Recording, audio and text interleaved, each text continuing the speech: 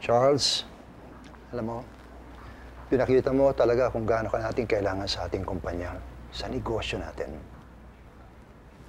Tumaas ang sales natin. Alam mo, Charles, naniniwala na talaga ako mukhang may dala kang swerte.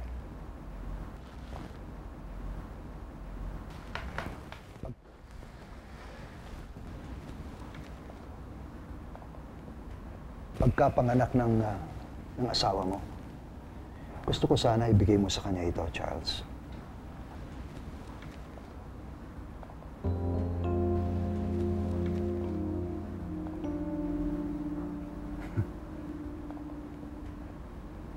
At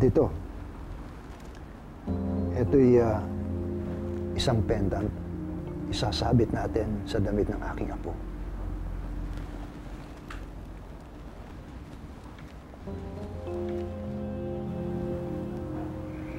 Kahit na paano, ikaw at iyong asawa, magpapatuloy na rin natin ang lahi at swerte ng pamilya Wong. Diana, nasa labas ka pa, gabi na. Alam mo, kawawa naman si Dora. Lagi ko na lang napapagalitan pag wala ka pa sa bahay ng ganitong oras. Paano naman kasi, Charles, pag nag-iisa ako sa bahay, pag wala ka, nalulungkot ako. Dito, sa tabi ng dagat, masaya ako. Diana, naiintindihan kita ron, pero sana maintindihan mo rin ako na ayoko mapahamak ka. Ang tatapang naman kasi ng mga pinapainom sa akin parang lalong napapasama lang kaysa nakakabuti. Mabuti pa, itigil mo na yung pag-inom mo na yan. Paano yung mo? Baka naman magalit lalo sa akin. Sa tingin ko hindi na magagalit dyan. Alam mo kung bakit?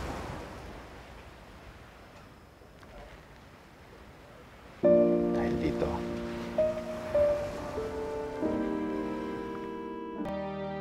Charles, sabi mo sa akin kapag nanganak na ako, magpapahinga ka ng 1 linggo. Diana, malapit na. Alam mo, sa totoo lang, 1 linggo na lang naman ang hinihintay natin eh. Lilipat na tayo kay Pa. Pinapupungsoy niya lang yung bahay para alam niya kung anong araw dapat pumasok si Elizabeth sa bahay. Charles, kailangan ba natin tumira doon?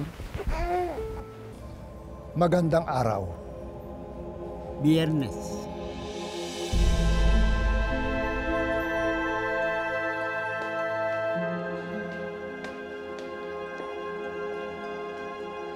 Ano yung hawak mo? Susuotin ng anak ni Diana sa binyag.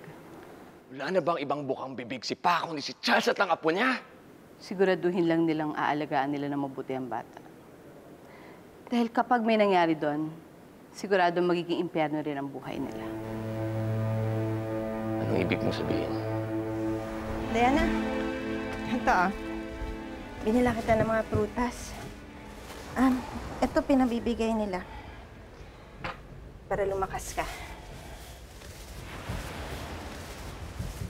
Wala naman ako nararamdaman eh. Sundin mo na lang para sa asawa mo, di ba? Para kay Charles. Siya nga pala, high tide mamaya. Huwag ka magpapahapon, Bawal. Pati ba naman ang pamamasyal ng anak ko, kailangan ikonsulta ko pa? Sundin mo na lang para sa pamilya ng asawa mo. Ha? Masasanay ka rin naman eh. Wala akong magagawa. Dora! Ma'am? Dora, mamaya siguraduhin mo na hindi may iwan si Diana dyan sa beach hanggang hapon. Opo. Okay? Tapos ito, ayusin mo na ito mamaya. Mauuna na ako. Ayusin ko pa yung binyag ni Elizabeth.